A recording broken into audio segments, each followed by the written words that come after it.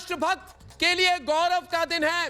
जम्मू कश्मीर में आज हमारे वीर जवानों ने हिजबुल मुजाहिदीन के 2 बड़े आतंकियों को मार गिराया। हर भारतीय ने कसम खाई है हमने कि आतंकियों को उनके बिल में घुसकर मारेंगे। ये उसी का नतीजा है। पूरा भारत तैयार है। अब आतंक का नाश नहीं, सर्वनाश होगा। इसलिए मेरे साथ पूछता है भारत, और भारत पूछ रहा है कि आतंकियों के एनकाउंटर पर देश में बैठे कुछ लोगों को तकलीफ क्यों हो रही है। देश के लिए आतंकियों से बड़ा खतरा क्या आतंकियों के हमदर्द बन गए हैं? और आज का सबसे बड़ा सवाल, क्या अब आतंकियों के साथ उन्हें बचाने वालों के एनकाउंटर की भी जरूरत है? यह सवाल सिर्फ मैं नहीं, मेरे साथ पूछता है सारा भारत।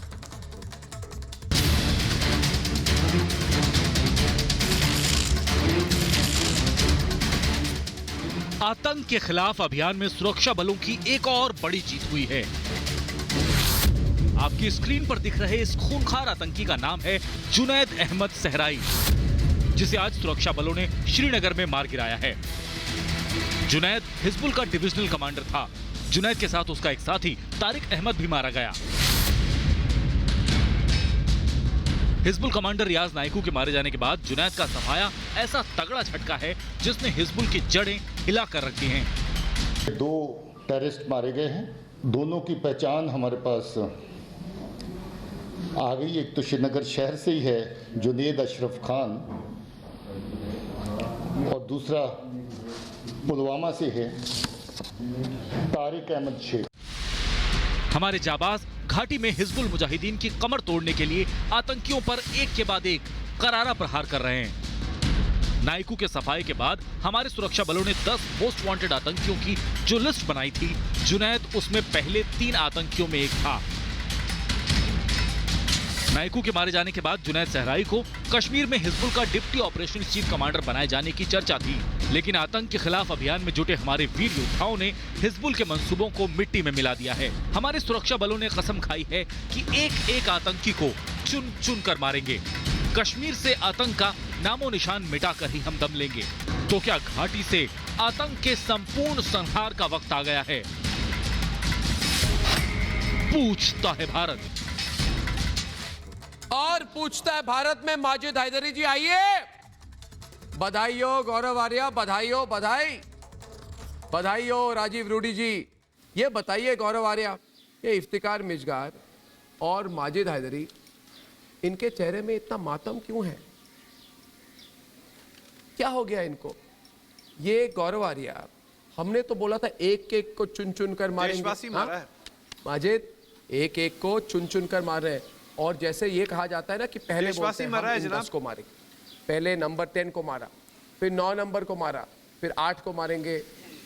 जनाब, मैं संविधान के दायरे में बात करूंगा, अम्बेडकर के संविधान की बात करूंगा। अरे भाई, उस गद्दार का नाम मत लो मेरे सामने। देशवासी, रुकिए।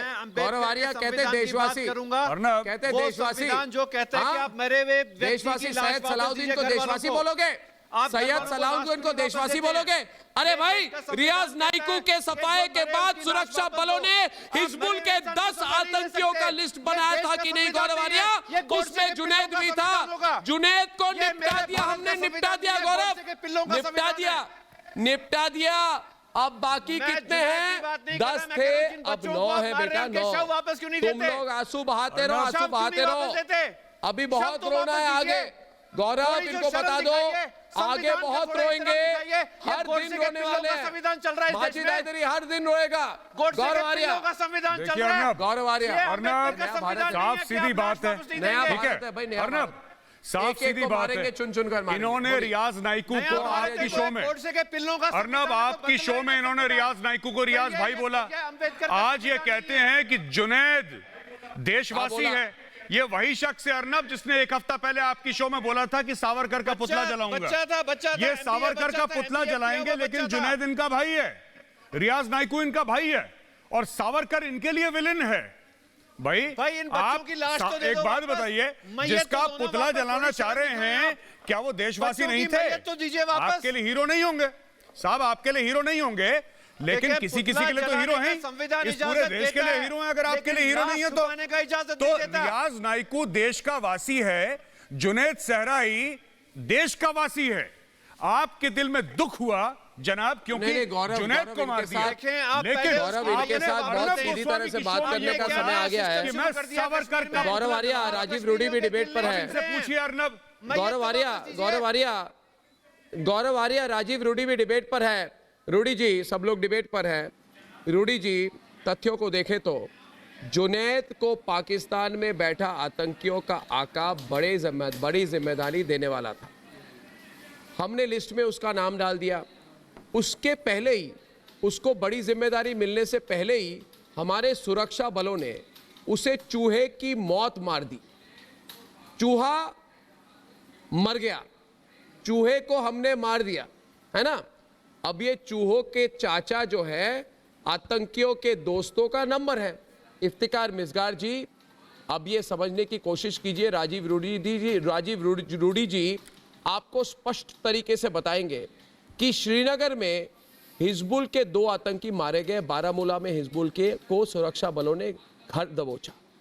वसीम नाम का ये आतंकी कश्मीर के युवाओं को हिजबुल में भर्ती कर रहा था, वो पकड़ा गया। अब कोई नहीं बचेगा, ना आतंकी बचेंगे ना आतंकियों के दोस्त। आपको टेंशन क्यों हो रही है इफ्तिकार जी? आपके भी कुछ संबंध है ना आतंकियों के साथ? हमें है ना, पूछता है भारत। थे ना? नहीं, हमारे तो कोई संबंध नहीं है। ये क्या बात कर रहे हैं आप? बने हैं ना घनिष्ठ, हमारे कोई संबंध नहीं है। लेकिन मैं पूछ रहा हूँ, लेकिन आप मुझे खुदा के राह पे बताएं।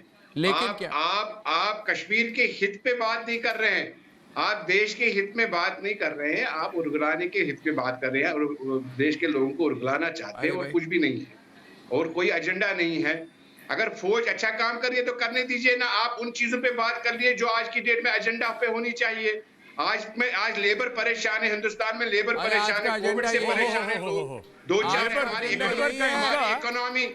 इकोनॉमी खराब हो गई है और यहाँ पे ये फौज की रैंकें लेके बैठे हुए हैं।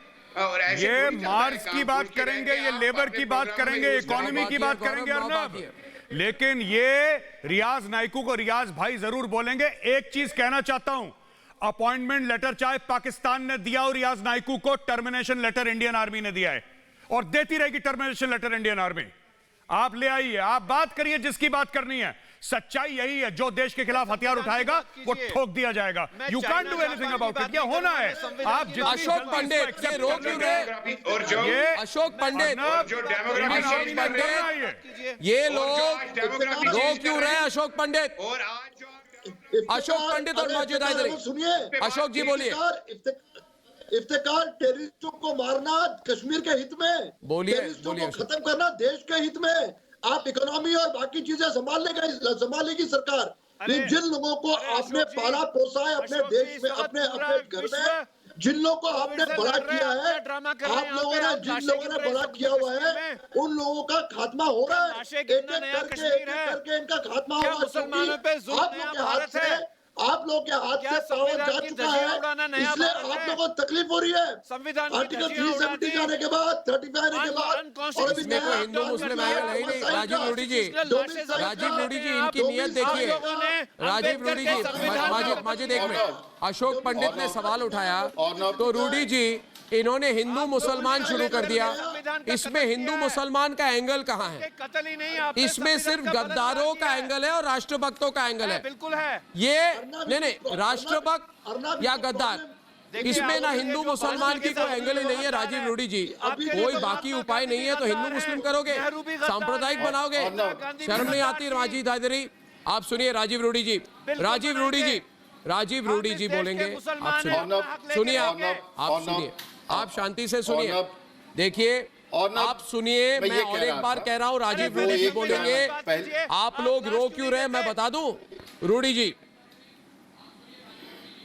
मैं संविधान की बात कर रहा हूं। मुझे ख्याल है कि वो एक फिल्मी एक्टर की तरह एक आतंकी था जो ढेर हुआ, क्या उसका नाम था, वानी, वो मारा गया। उसके बाद रियाज नाइकू मारा गया, उसके बाद ये आतंकी मारे गए। देखिए, ये जो अभी भी और आज भी एक बहुत बड़ी उपलब्धि है और भारतीय फौज को सलाम करना चाहेंगे। और आज की तारीख में भी हमें आश्चर्य है कि पैनल पर वैसे लोग भी मिल जाते हैं जो लोकतंत्र की बात कर रहे हैं, देशभक्ति के नए परिभाषा की बात कर रहे हैं, उनको इन आतंकियों के मारे जाने की खुशी ना है, बल्कि देश में अभी इनकी चिंता कुछ कोविड के बारे में। मैं तो समझता हूं कि जिस प्रकार के भारत की सरकार और जिस प्रकार से भारतीय फौज और तमाम पैरामिलिट्री फोर्सेस और इंटेलिजेंस एजेंसीज मिल करके कश्मीर में जो वर्षों से नहीं हुआ वो साफ सफाई में लगे हुए हैं, और मुझे लगता है कि कुछ और समय बचेगा, क्योंकि भारत की सुरक्षा का भारत की सुरक्षा देश के प्रधानमंत्री का एक बड़ा कमिटमेंट है कि भारत की सुरक्षा हमारे लिए सबसे बड़ी प्रायोरिटी है। और कुछ एक बचे हुए हैं जो आपने लिस्ट बताया है, वो मारे जाएंगे। भारत कश्मीर हमारा अभिन्न अंग है, और पाकिस्तान के तमाम इस प्रकार के घुसपैठियों को भारत की सरकार अच्छी तरीके से संभाल लेगी, और हम लोग जानते हैं कि हमारी सरकार क्या कदम उठाए। और ऐसे लोगों के साथ तो मैं बिल्कुल बैठना ही चाहूंगा जो कुछ बात ही नहीं समझते हैं, आतंकियों के समर्थन में बैठते हैं। किस सुरक्षा की बात कर रहे हैं आप? आपके कहां से कोई जितना भाई तुम्हें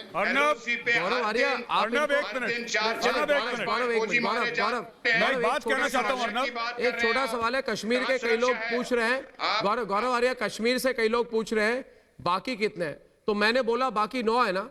आप जरा बता दीजिए इफ्तिकार मिज़गार को बाकी कितने हैं, अभी इस राउंड में कितनों को मारेंगे हम?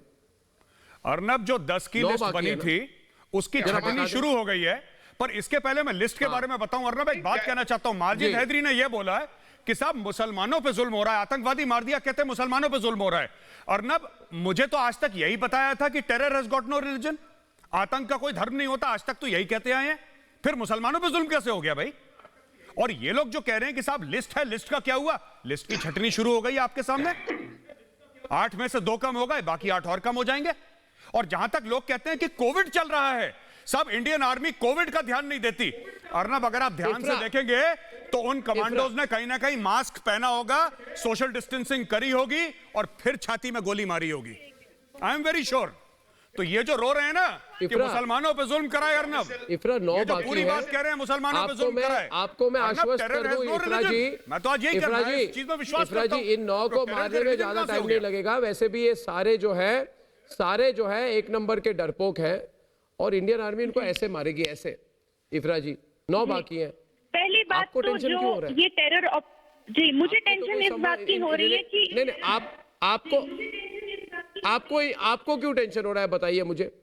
ये आतंकी जुनैद एक अलगाववादी नेता का बेटा है, ये वो अलीशा गिलानी का साथी है। इसका मतलब है कि अलगाववादी ही असली आतंकी है। अलगाववादियों से भी आतंकियों वाला सलूक किया जाएगा। अब समझिए, अलगाववादी हो, आतंकी हो, या आतंकियों के समर्थक बोलते रहेंगे, हमारे लिए तो गौरव आ रहा है, सब सेम टू सेम है। क्यों गौरव? हमें तो कोई अलगाववादी भी ओवरग्राउंड वर्कर्स हैं, देश के खिलाफ, और ये पॉलिसी क्लियर है अर्नब, और अगर क्लियर नहीं है तो क्लियर कर देनी चाहिए अर्नब। जो देश के खिलाफ हथियार उठाएगा वो ऊपर जाएगा। इसमें अर्नब कोई दो राय नहीं होनी चाहिए। This is not the time to debate about this.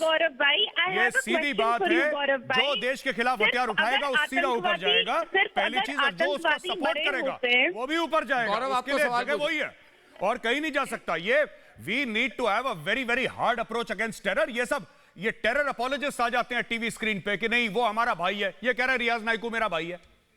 कैसे रियाज नाइकू तुम्हारा भाई है?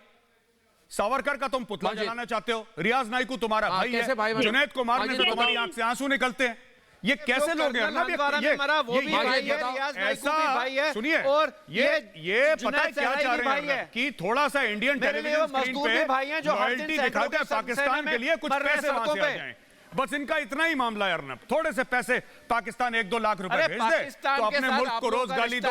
एक बात बताओ माजिद हैदरी, मुझे यार माजिद हैदरी एक बात बताओ दोस्त, आप लोग एक बात कर रहे हैं वहां से शाहिद अफरीदी, माजिद हैदरी, जब तुम अपने मुल्क के लिए, अगर तुम्हारी लॉयल्टी अपनी वफादारी अपने मुल्क के लिए नहीं है तो तुम किसके लिए लॉयल हो सकते हो? किसके लिए वफादार हो सकते हो?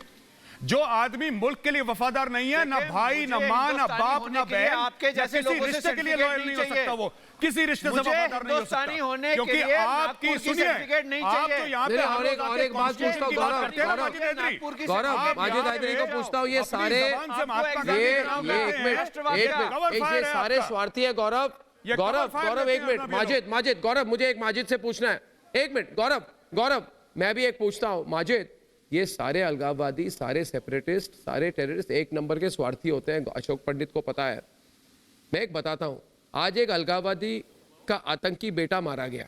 आप लोग कहते हैं ना मेरा भाई है, मेरा करीबी है, हाँ मेरा जिगर का टुकड़ा है, हाँ तो बताओ कहाँ है गिलानी भाई, अशोक पंडित, गौरव कहाँ है तुम्हारा वो एक नंबर का यासीन मालिक, कहाँ है आपका मीरवाइज, कहाँ है माशारत आलम, कहाँ है? अरे तुम लोगों का एक धंधा है, आतंकी बनाओ पैसे कमाओ। जो दिल से बात निकलती है गौरव, आप लोग इनकी जो दिल से बात निकलती है, जो इनका दिल से दर्द निकलता है, वो बिल्कुल दिल से दर्द निकलता है आतंकवादियों के लिए।